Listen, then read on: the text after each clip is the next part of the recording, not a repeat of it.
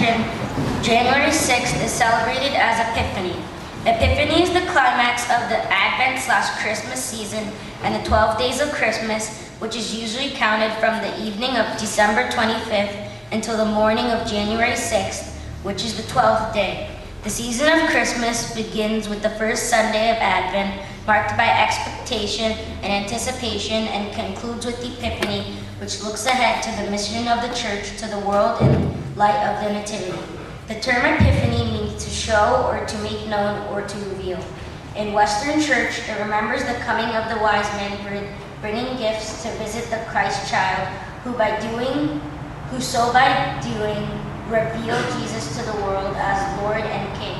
The wise men or magi who brought gifts to the infant Jesus were the first Gentiles to acknowledge Jesus as King, and so were the first to show or reveal Jesus to a wider world as the incarnate Christ.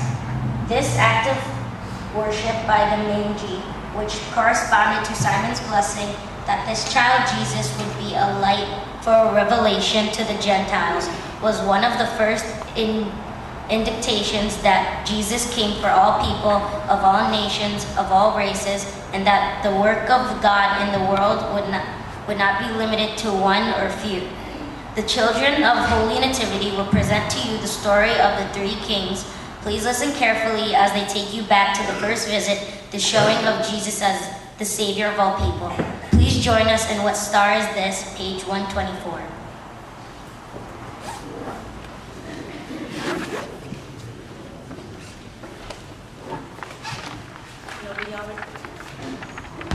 We already sang that song.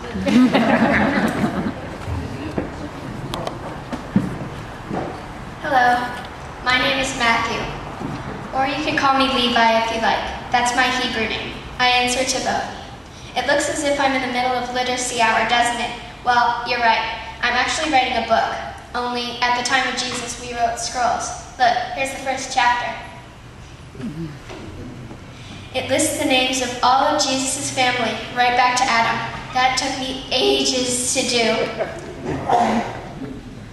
This is well, as we've been celebrating it, I expect you all know about it.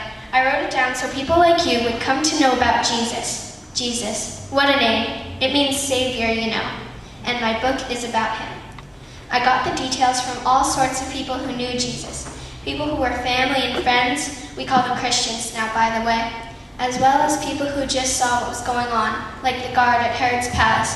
He's retired now. Anyway, I'll tell you about my next chapter. You may be able to help me as we go along. This is what it's called.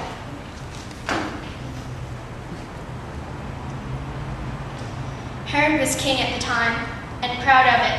Ruled in Jerusalem, had a marvelous palace, and lots of servants and advisors. Bethlehem wasn't that far away, and that's where Mary had her baby and called him Jesus. Joseph had moved them out of the stable after that first night, and they were in a rented house now. Well, my contact back at the palace in Jerusalem says that 3 amazing visitors arrived one night, saying that they were following a star. Apparently, they studied stars and figured out from special charts what each star meant. This star meant that a new king was to be born. So they went first of all to the obvious place to find a king, the palace in the capital, Jerusalem. You can imagine how Herod felt when he heard about that. He exploded. New king indeed. I'm the only king around here. What do you mean, new king? There was a big meeting. All the men who understood the laws came, and some priests from the temple. Where is this new king to be born? Find out and let me know. In Bethlehem, your majesty, it's written in the prophets. Right. Get those 3 stargazers back in here at once.